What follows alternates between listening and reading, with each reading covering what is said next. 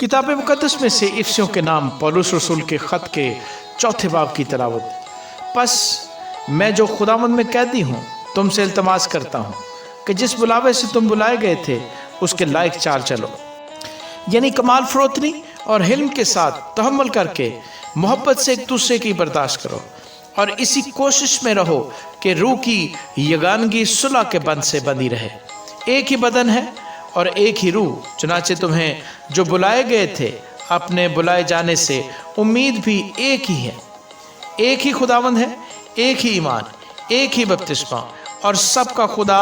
और बाप एक ही है जो सबके ऊपर और सबके दरमियान और सबके अंदर है और हम में से हर एक पर मसीह की बख्शिश के अंदाजे के मुआफिक फजल हुआ है। इसी वास्ते वो फरमाता है कि जब वो आलम बाला पर चढ़ा तो कैदियों को साथ ले गया और आदमियों को इनाम दिए। उसके चढ़ने से और क्या पाया जाता है सिवा इसके कि वो ज़मीन के नीचे के इलाके में उतरा भी था,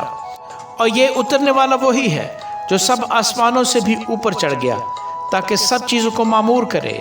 और उसी ने बाज़ को रसूल और बाज़ को नबी और बाज़ को मुबशर और बाज़ को चरवाहा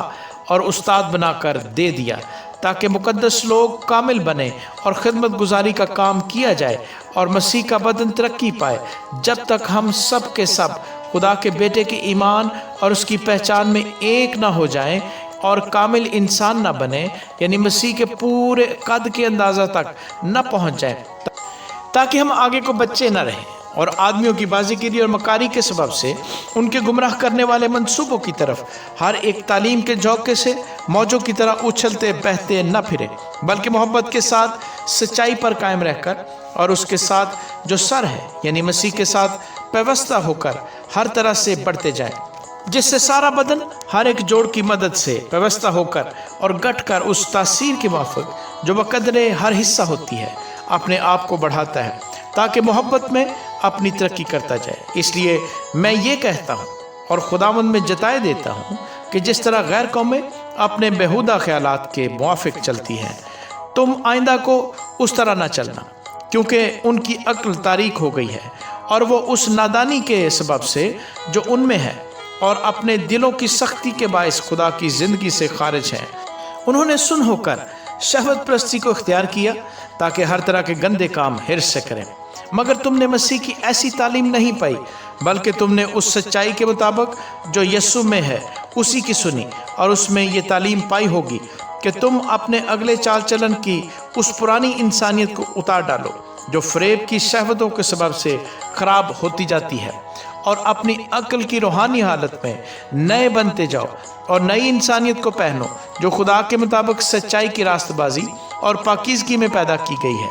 बस झूठ बोलना छोड़कर हर एक शख्स अपने पड़ोसी से सच बोले, क्योंकि हम आपस में एक दूसरे के उज़्व हैं। गुस्सा तो करो मगर गुनाह ना करो। सूरज के डूबने तक तुम्हारी खफकी न रहे और इब्लीस को मौका ना दो। चोरी करने वाला फिर चोरी ना करे, बल्कि अच्छा पेशा इख्तियार करके हाथों से मेहनत करे ताकि मोहताज को देने के लिए उसके पास कुछ हो।